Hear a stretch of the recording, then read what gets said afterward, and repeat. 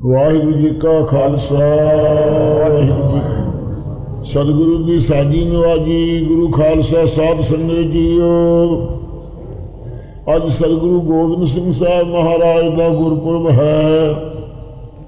गरीब नवाज सच्चे पातशाह जी ने 1723 विक्रमी संमत विच पोह सुदी सप्तमी नूं ते 23 दिन पोह गया सी। उस दिन महाराज साहब जी ने सवा पहर के तड़के श्री गुरु तेग बहादुर साहब महाराज साहब जी के महल माता गुजरी साहब जी के ताई भाग लाने वास्ते पटने शहर में महाराज साहब जिस वक्त आनंदपुर साहब तो पूर्व के इलाके मोहपन पूर्व कीस पियाना भांत भांत के तीर्थ नाना जब ही जात त्रिवेणी पए पुन दान दिन करत बतए तही प्रकाश हमारा भयो पटने शहर विखे पवलयो। महाराज साहब जी ने 1723 विक्रमी संमत विच 23 पोह संक्रांति सी ते पोह सुदी सप्तमी का दिहाड़ा सी।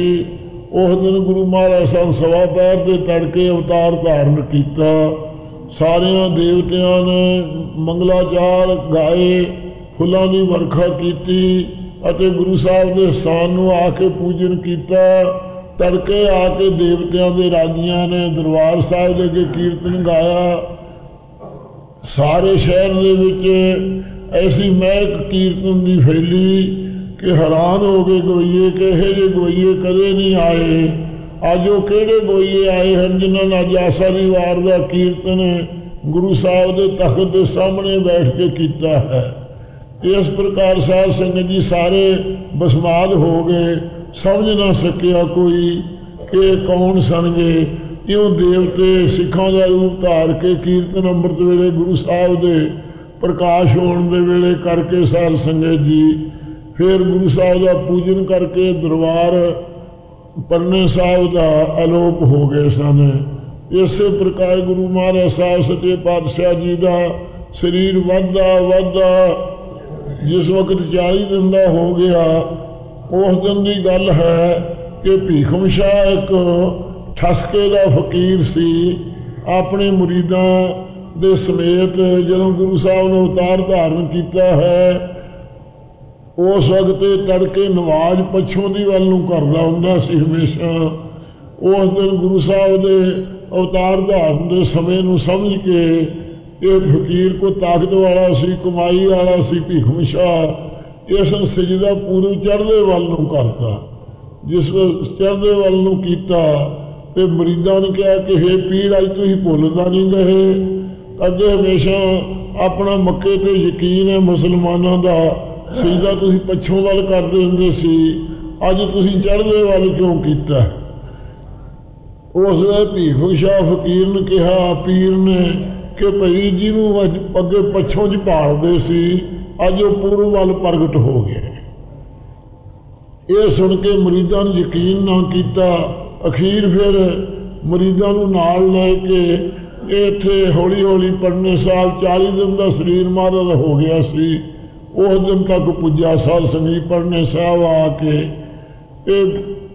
बेनती की मामा कृपाल चंद जी नूं अते माता साहब नानकी जी के अगे जो सतगुरां दी माता सी गुरु तेग बहादुर साहब जी के माता जी जो साहबजादे प्रगट ने मैं दर्शन करने हैं। इन्होंने माता जी ने शंका की कि इस वे अजे छोटी अवस्था के दर्शन कराने योग नहीं हैं। नाले तुर्कों का राज है, की पता कोई तुर्कों का सूइया ही आया होवे। इस ख्याल में जो संकोच किया तो फिर इनू कहा भी जो को खाण वास्ते पदार्थ चाहिए दे देंगे, जे माया की लोड़ है माया दे देंगे, वस्त्रों की लोड़ है तो वस्त्र ले लो, पर होर हट ना करो। सतगुरु साहबजादियों का छोटा शरीर है, दर्शन करने का हट ना करो। जो इन्हों के पिता जी आ जाएंगे उन्होंने दर्शन कर लियो। सुन के फकीर ने खाना पीना छड़ दिता, हट करके बैठा रहा बूहे अगे। जदों वेख्या इहदा सुभाव चंगा कृपाल चंद जी ने तो सारी संगत ने भी सलाया ये तो दर्शनों का प्यासा है, ये कोई तस्वीर पीर नहीं है।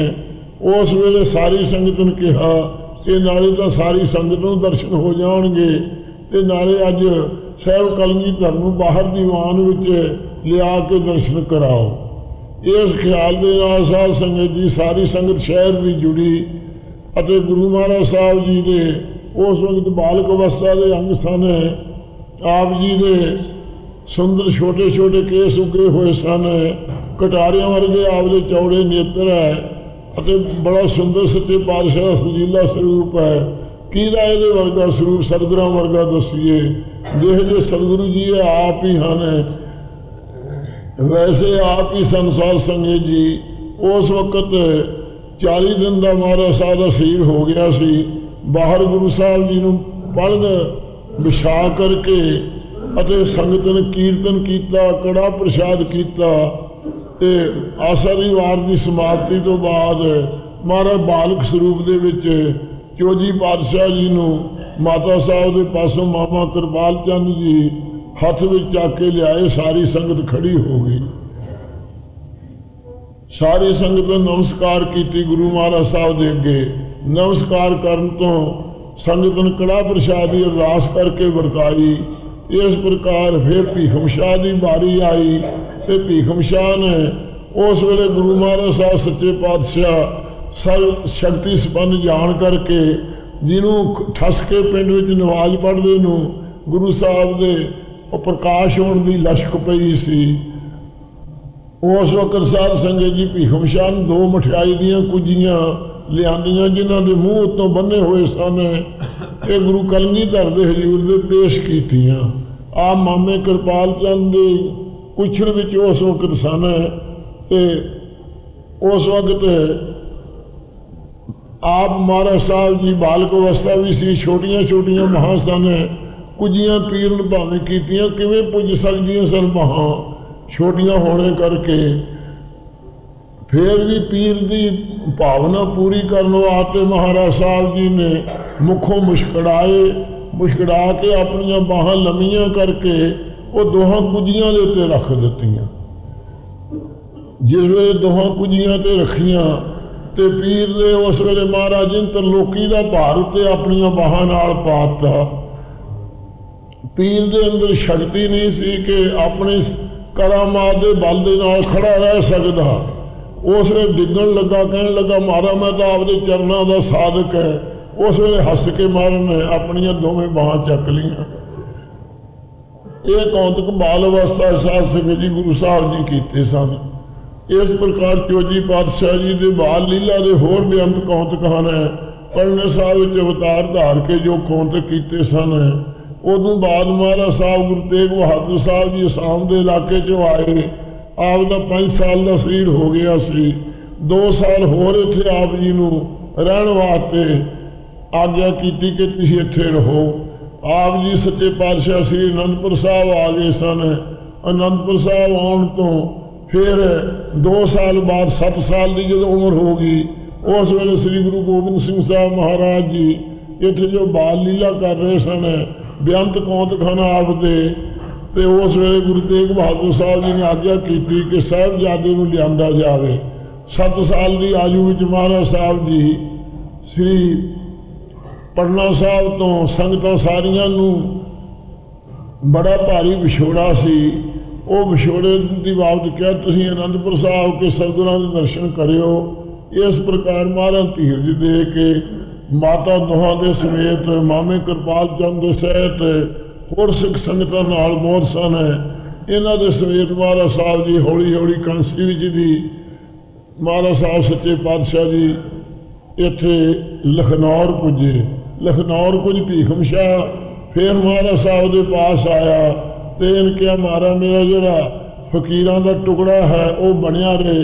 महाराज क्या सिख राज में तेरा फकीर कोई टुकड़ा नहीं, सिंह नहीं खोहणगे। इस प्रकार महाराज बचन किया।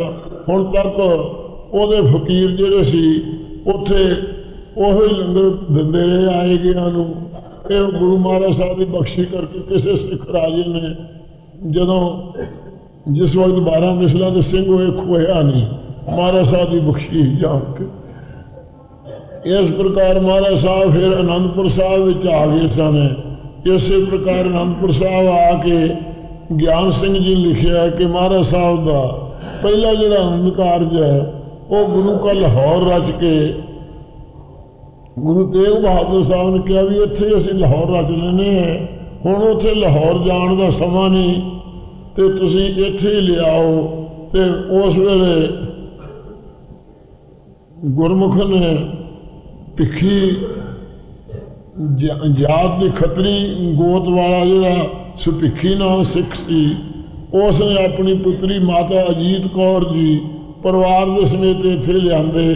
ਨਵਾਂ ਗੁਰੂ ਕਾ ਲਾਹੌਰ ਵਸਾ ਕੇ ਉੱਥੇ ਆਨੰਦ ਕਾਰਜ ਗੁਰੂ ਤੇਗ ਬਹਾਦਰ ਸਾਹਿਬ ਨੇ ਗਿਆਨੀ ਗਿਆਨ ਸਿੰਘ ਜੀ ਲਿਖਿਆ ਕਿ ਆਪਣੀ ਹਜ਼ੂਰੀ 'ਚ ਕੀਤਾ। ਇਸ ਪ੍ਰਕਾਰ ਮਹਾਰਾਜ ਸਾਹਿਬ ਸੱਚੇ ਪਾਤਸ਼ਾਹ ਆਨੰਦ ਕਾਰਜ ਤੋਂ ਬਾਅਦ ਸ੍ਰੀ ਗੁਰੂ ਤੇਗ ਬਹਾਦਰ ਸਾਹਿਬ ਜੀ ਬੈਠੇ ਸਨ। ਕਸ਼ਮੀਰੀ ਪੰਡਤਾਂ ਨੇ ਆ ਕੇ ਬੇਨਤੀ ਕੀਤੀ। ਗੁਰੂ ਦਸਮ ਪਾਤਸ਼ਾਹ ਨੇ ਆ ਕੇ ਪੁੱਛਿਆ, 9 ਸਾਲ ਦੀ ਉਦੋਂ ਉਮਰ ਹੋ ਗਈ ਸੀ ਮਹਾਰਾਜ ਦੀ, ਕਿ ਮਹਾਰਾਜ ਕੌਣ ਦੁਖੀ ਹੈ। ਉਸ ਵੇਲੇ ਗੁਰੂ ਤੇਗ ਬਹਾਦਰ ਸਾਹਿਬ ਨੇ ਕਿਹਾ ਕਿ ਕਸ਼ਮੀਰ ਦੇ ਲੋਕ ਦੁਖੀ ਹੈ।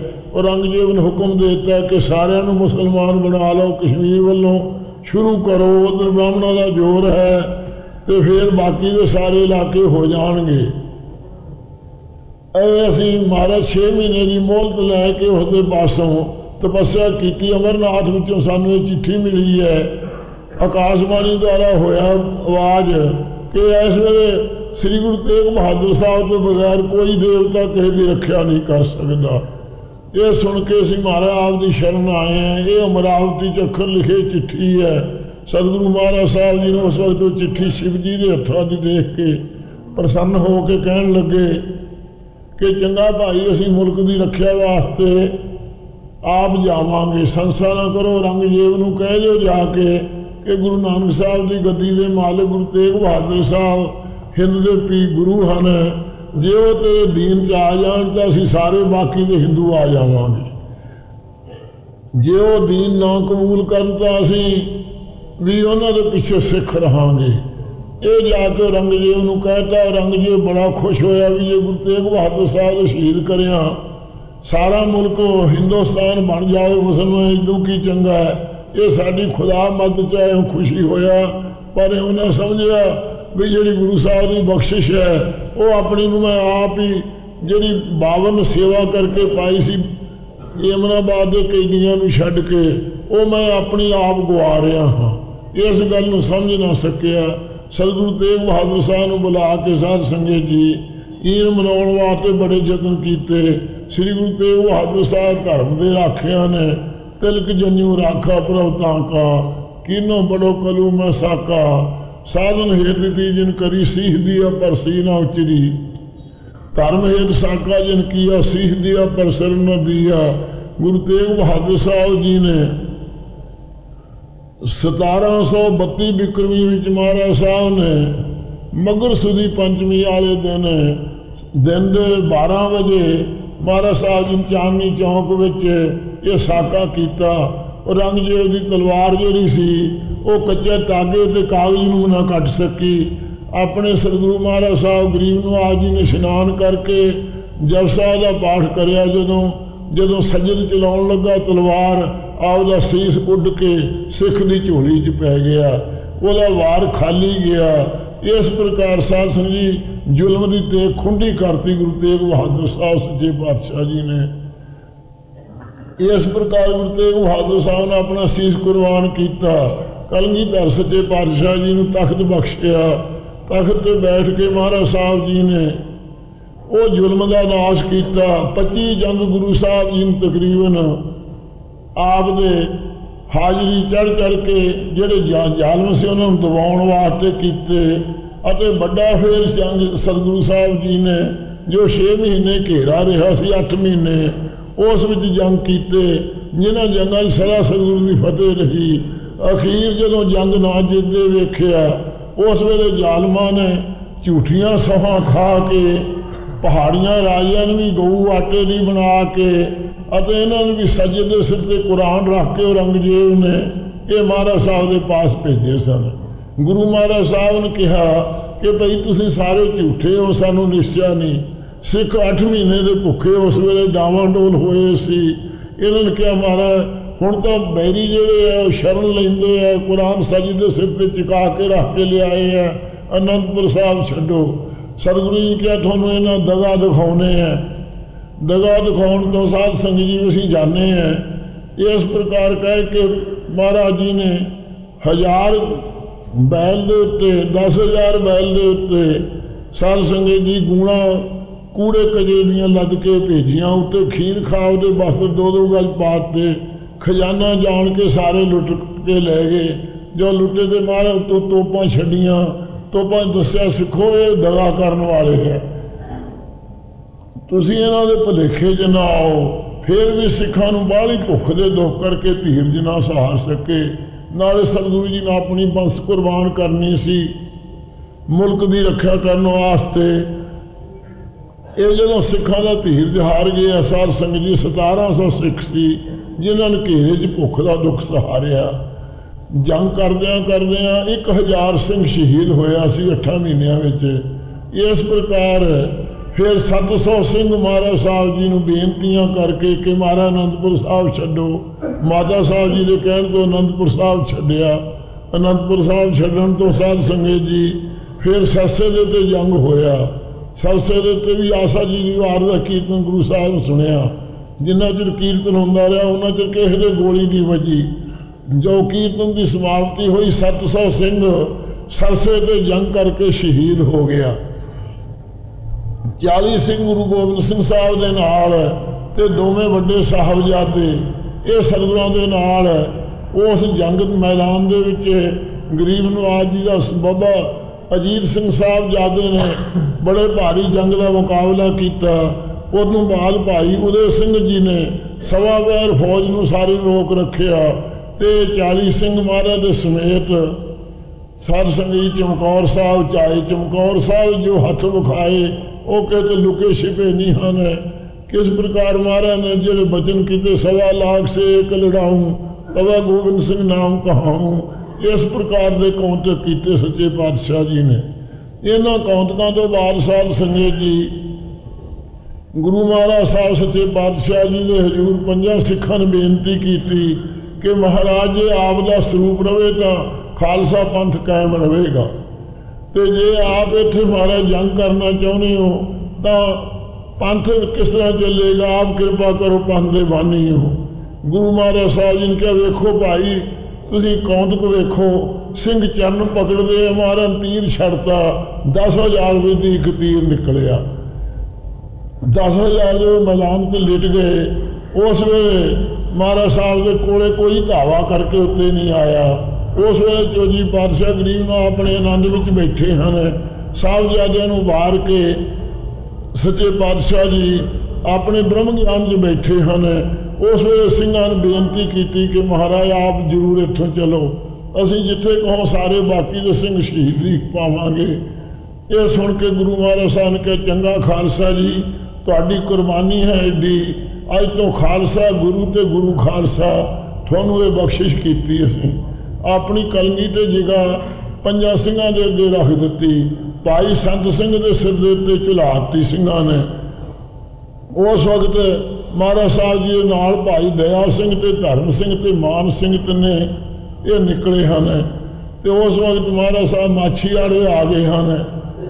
इस प्रकार साध संगत जी माछीआड़े तो गुरु महाराज साहब जी एक माई सी खतरानी, वो महाराज जी हर साल भेटा करती सी। उसकी भेटा लैके नीले वस्त्र रंग के गुरु महाराज साहब सच्चे पातशाह गरीब नवाज जी ने उस वक्त भाई दया सिंह चौर कर रहा है तो भाई धर्म सिंह ते मान सिंह सराने वाल लगे हुए है। गनी खां ते नवी खां ये दोवें महाराज साहब के पैंद वाल लगे हुए है। इस प्रकार उच्च दे पीर उच्च दे मुसलमान जो उन्होंने पीर गुरु नानक साहब सच्चे पातशाह सन। ये उच्च के मुसलमान गुरु साहब जी के सिख बने सन। इस नाम करके महाराज साहब सच्चे पातशाह जी जा रहे हैं। नीले वस्त्र सारे पहरे हुए है। चेहरा चंद वांगू चेहरे विचों नीले वस्त्रों ने चमक रहा है। उस वेले पठान ने जिहड़ा पहरे अपने सी लल्लियां कुबियां के पास कटाने के पास उस उत्ते हुए सी महाराज की भाल विच उन्होंने गुरु महाराज साहब की परख करने वास्ते खाना तैयार किया। हजूर ने कहा कि उस वेले सिखा ने कहा महाराज साहब प्रसाद नहीं सकते, रोजे च रहिंदे है। उस वेले कि सिख नाल दे आउण भाई मान सिंह ते भाई धर्म सिंह ते दया सिंह तिन्ने गए। इन्होंने कहा महाराज साडी सिख किवें निभू। महाराज कहा जपसा का पाठ कर कृपान भेटा करो, वेखो की बनता। इवें किया, कड़ा प्रसाद बन गया। उस वक्त हैरान हो गए वेख के। सिखा का इस प्रकार धर्म सच्चे पातशाह जी रखिया। तो जदों महाराज साहब रस्ते च आए उदों सिंघां नूं विखाया कि वेखो कड़ा प्रसाद सी की सी। सारिਆਂ ने मनिया कि हाँ हमारा कड़ा प्रसाद हो गया सी। ये कृपान भेटा जी है, ये पहले पातशाह ने पहला पंजा लाउंदे रहे 5 गुरां तक। 6वें पातशाह तीर लाउण लग गए सन, 7वें भी तीर लाउंदे रहे, 8वें भी, 9वें भी। 10वें पातशाह जी ने जिस वक्त अंबर तैयार किया उदों कृपान भेटा की। उदों कृपान की ये भेटा की मर्यादा चल पी। इस प्रकार साध संगत जी गुरु महाराज साहब सच्चे पातशाह जी ने ये मर्यादा तोड़ी। इस प्रकार महाराज साहब सच्चे पातशाह ने दोहां साहबजादे ते माता का सरंदा खबर मंगाई। उन्होंने शहीदी पाई अते मुसलमाना दीन कबूल नहीं किया। इस प्रकार साध संगत जी सारी खबर लैके श्री मुक्तसर साहब के जंग में टुटियां गंढियां सच्चे पातशाह ने। फिर दौलतमें साहब आके 9 महीने रहे महाराज साहब, तो श्री गुरु ग्रंथ साहब जी दे अर्थ पढ़ाए तो लिखाई कराई। इस प्रकार कौतक करके बठिंडे विचों देव कढ़िया, डले आदकों को अमृत की दात दी। ये सारे जो परखण लगे नाल भी दिल्ली का थानू तख दईए चलो नाल, दखण जाना किसी ने पसंद ना किया। उस वक्त साध संगत जी गुरु साहब जी 2200 सिंह सारे इलाकों के नाल सी उहदे समेत सच्चे पातशाह जी। इस प्रकार जदों आए दखण की तरफ उस वेले तारा आजम जिहड़ा सी इहदा ते बहादुर शाह का जंग सी। बहादुर शाह के कोल 5000 फौज सी। इन गुरु गोबिंद सिंह साहब की शरण लई श्री गुरु गोबिंद सिंह साहब महाराज जी ने उस वक्त साध संगत जी कहा भाई नंद लाल दे राही कहते प्यो वर्गा ना धोखेबाजी करे, असीं इहनूं राज देंगे तो राज दे के 2 सवाल पूरे करांगे। इन कहा सच्चे पातशाह मैं जरूर पूरा रहांगा। अखीर तारा आजम के जंग के मुकाबले च आके 5 सिंह महाराज जी ने भेजे। 5 सिंह भेजण तो जदों बहादुर शाह की हार होंदी वेखी उदों गुरु गोबिंद सिंह साहब घोड़े ते चढ़े हुए शहीदी फौजां के समेत आके महाराज साहब जी ने 2 तीरां नाल तारा आजम नूं कट्ठे जो तीर मार के ते 14 उमरावां समेत मैदान से लटा दिते। बहादुर शाह की जित हुई। इस प्रकार साध संगत जी फिर दिल्ली च गुरु साहब जी आए। दिल्ली के गुरुद्वारा गुरु तेग बहादुर साहब का स्थान रकाबगंज की सेवा आपने करवाई। उत्थे आके हमेशा रह रहा था, जिन्ने दिन दिल्ली रहे पाठ करते रहे। शीशगंज बाबत कहा कि पंथ जिस वक्त बरकत वाला होगा दिल्ली जाके सिंघां 2 बारी मारी है। उदों गुरुद्वारे भाई बघेल सिंह ने दिल्ली के सारे कायम जिहड़े 7 झंडे हैं महाराज के कायम किए हैं। 11 गुरुद्वारे गुरु साहब की यादगार हैं। इस प्रकार साध संगत जी ये सेवा हुई। उदों बाद महाराज साहब सच्चे पातशाह दिल्ली दे विच माता सुंदरी जी नूं ते माता साहब कौर जी नूं कहा कि तुसीं भी रहो, पर माता जी ने हट किया कि मैं मारा मैं नाल जाना बेनती की। इन्हां दे समेत महाराज साहब सुंदरी जी नूं उत्थे छड़ दिता ते महाराज साहब जी ने हजूर साहब नूं कूच किया। हजूर साहब के रस्ते में महाराज साहब आगरे में कई कौतक किए। अखीर हजूर साहब महाराज साहब पुजे साध संगत जी। उत्थे आके गुल खां ते अतौल खां 2 भरा सन। पैंडे खां का पुत्र सी सैदे खां। वो सैदे खां के पुत्र सन। उन्होंने ये सिखाए हुए ने वजीदे दिया ने गुरु महाराज साहब के उत्ते वार किया। वार करके 2 बारी वार किए, महाराज के कटार बजी नहीं। तीजा वार करन तो हजूर के पेट में जख्म हो गया। वो जख्म होने तो सिखा ने भाई लखा सिंह ने उस वेले तलवार वाही तो महाराज साहब ने कहा तो अगे ही पहला मर चुका है। इस प्रकार साध संगत जी कौतुक होए। भाई संतोख सिंह कहा कि 16 दिन ही उस जखम महाराज का राजी हो गया तो इशनान करके दीवान ला के बैठ गए। तो फिर सूबिया ने आके गुरु साहब के धनखा के उत्ते शंका की कि धनख महाराज साहब खिंच नहीं सकते, एवं विखाए है, शरीर महाराज का कोमल है। वो धनखा खिंचण तो महाराज साहब के तोपे कहते टुट गए। ये तो भाई संतोख सिंह लिखिया, पर स्वाने उरी भाई दौलत राज जोड़ा होया है उसने लिखी है उनके 16 दिनों जख्म राजी हो गए।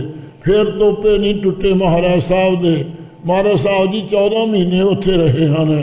14 महीने रह के संगतां नूं उपदेश देंदे रहे हैं, निहाल करते रहे हैं। इन्ना प्रसंग साध संगत जी पहला होया है। बाकी का जिहड़ा हजूर साहब का हुक्मनामा रह रासिए के पास है वो संगतां सुनो कि किवें गुरु महाराज साहब जी इत्थे ज्योति जोत समाए। वो प्रसंग ये संतां दे जीवन च दास ने लिखिया है। उस तरह साखी जिवें है इस नूं सुनो संगतां चित ला के।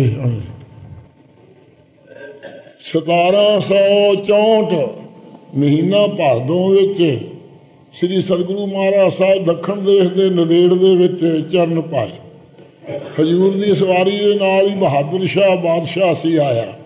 साहब की आज्ञा भी चलता सी, बहुत सेवा करता सी। बहादुर शाह नदेड़ शहर में गोदावरी के कंढे डेरा किया अते और साहब वहाँ से 4 कोस बसमत नाम ग्राम सी, जिसका नाम मगरों सतगुरु जी ने हीरा घाट धरिया है। तहाँ जा डेरा होया साहब का श्री सतगुरु जी महाराज वहाँ चरण धारे। गंगा गोदावरी नूं वेख के गुरु साहब जी बड़े प्रसन्न होए। इस प्रकार बहादुर शाह भी तहाँ सतगुरु जी के दर्शनों आया करे। सिख संगतां भी तहाँ ही दर्शन करया करन आवें। इसे प्रकार साध संगत जी गुरु महाराज साहब जी ने साहब तहाँ ही दर्शन देते रहे। और शुरुआत खालसा दर्शन करता रहा। भाई साहब नाल सिंह सी। पुनः गुरु साहब जी नगीना घाट पे आके और वहाँ दीवान लगाए साहब बैठे दर्शन देते हैं। और सरबत खालसा दर्शन करता पाया। उस समय सतगुरु जी ने फरमाया जो नदेड़ का नाम सतयुग में गोविंद नगरी था, ये महाराज बचन किए।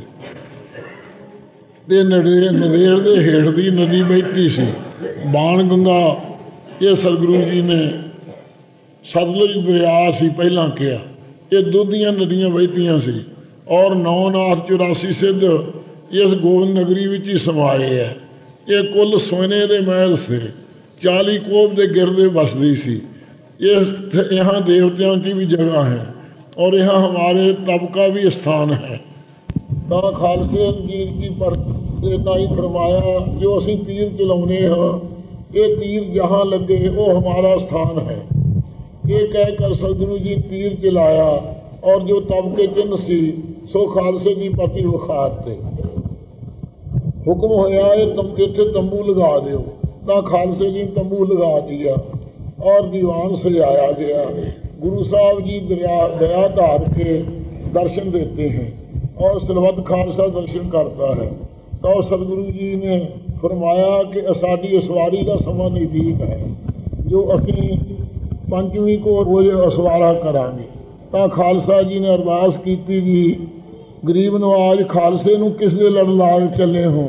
तो सतगुरु जी ने फरमाया कि खालसा अकाल पुरख नूं सौंपिया है, असां अगे ही गंढ पा रखी है, खालसे को सहाय है। तो पुनः सतगुरु जी ने 5 पैसे नंदेर गुररीति अनुसार श्री गुरु ग्रंथ साहब जी जो दौमे साहब लिखा के गए सी उन्होंने अगे रख के जोड़ा हम तख्त बनया जिथे 5 प्रकाश होंगे गुरु ग्रंथ साहब मत्था टेकिया और 5 परिक्रमियां कीतियां और खालसे जी ने फरमाया तथा श्री मुखबाग पातशाही 10वीं आज्ञा भई अकाल की तभी चलायो पंथ सब सिखन को हुक्म है गुरु मानियो ग्रंथ। गुरु ग्रंथ जी मानियो प्रगट गुरों की देह जो प्रभु को मिलवो चाहे खोज शब्द में ही। इस प्रकार कहकर सतगुरु जी ने श्री गुरु ग्रंथ साहिब जी के दा अपने बुखार बिन तो बचन लिया। तो महाराज साहब का हुक्म आया कि मिलिया अबचल नगर गोविंद गुरु का नाम जब सुख पाया राम, मन इच्छे से ही फल पाए करते आप बसाया राम। ये कह करके सतगुरु जी ने इस स्थान का नाम अबचल नगर साहब रखा और हुक्म होया 500 रुपए का गुरपुरब करो और 100 रुपए की चंदन लकड़ी ले आओ, असी अज सवारा करांगे। तो खालसा लै आया। खालसे जी ने अर्ज की कि गरीब नूं आज प्रसाद तैयार है, हुक्म होया सर्वत संगत से बरता दियो। तब खालसा जी ने प्रसाद बरता दिया। हुक्म होया चिखा चंदन की लकड़ियों की बनाओ, कनार चार तरफ घेरो, असी अज सवारा करांगे। तो खालसे इन चिखा बनाई और कनाद घेरी। पुनः गुरु साहब जी ने केसी स्नान किए और पीत वस्त्र महाराज साहब जी ने पहरे, कमर कसा किया और रागियां सिंह के प्रति फरमाया कि ये शब्द का कीर्तन करो जिहड़ा हुण भजंगी ने पढ़िया है। खुलिया करम कृपा पई ठाकर कीर्तन हर हर गाई, शर्म थाका पाए विश्रामा मिट गई सगली धाई, अब मोह जीवन पदवी पाई, चीत आयो मन पुरख बधाता संतन की शरणाई। रहाओ काम करो लो मोह निवारे निवरे सगल बहराई, सद हजूर हाजिर है नाजिर कते न पयो दुराई।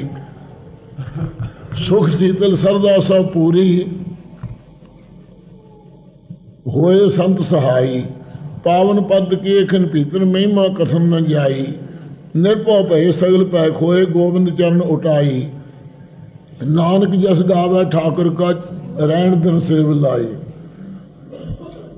तैसे ही रागी सिंह अगे अगे कीर्तन करी चले जाए और पीछे पीछे सर्वसंगत सतगुरु संयोगत सतगुरु जी कनात दे पास जा प्राप्त हुए और खालसे जी ने उपदेश दिता कि दसम पातशाह के ये शब्द बाणी पढ़नी और गुरुद्वारे गुरु ग्रंथ साहब जी को मनना, कड़ा प्रसाद गुरपुरब करते रहना गुरु सहाय है। सो जो कोई खालसे की राहत विच रहेगा तिसका हों बेली हो, श्री मुखवाक रहनी रहे सोई सिख मेरा, वो साहब मैं उसका चेहरा इत्यादक उपदेश दे के सतगुरु जी कनात विच प्रवेश हुए। पुनः अग्नि की लाट आकाश विच उठी और आकाश विच बड़ा भारी प्रकाश होया और जय जयकार शब्दों की धुन खालसे जी कन्नी विच पैर प्रवेश हुई और पुष्पों की बरखा हुई। देख के खालसा जी बड़े विस्मय हुए और पहर दिन चढ़े तो अंगीठा फोलिया तो एक कृपान निकली। सो स्थान स्थापना करी। संमत 1765 मिति संमत कतक सुदी पंचमी दिन वीरवार दक्षिण देश नदेड़ में श्री गुरु कलगीधर साहब जी ने एक कारण किए। नानक गुरु गोबिंद सिंह पूर्ण गुरु अवतार जगमग जोत बराजरी श्री अबचल नगर अपार। ये उस वे सवैया महाराज ने 10 दिन अगों फेर उचारिया सी, रोगन ते अर सोगन ते जल जोगन ते बहु भांत बचावै, 70 अनेक चिलावत घाव तऊ तन एक न लागन पावै, राखत है अपनों कर दय कर पाव समूह न भेटन पावै, और की बात कहाँ कह तो सो पेट ही के पट बीच बचावै। इयों ये बाणी उचारण की। ये सारे खालसे के ताई हुक्मनामा जिहड़ा हजूर साहब ज्योति जो समाउण वेले लिखिया सी वो साल समझी उहदा उतारा पूरी नकल है ये जो संगतां नूं सुनाया है। वाहिगुरू जी का खालसा।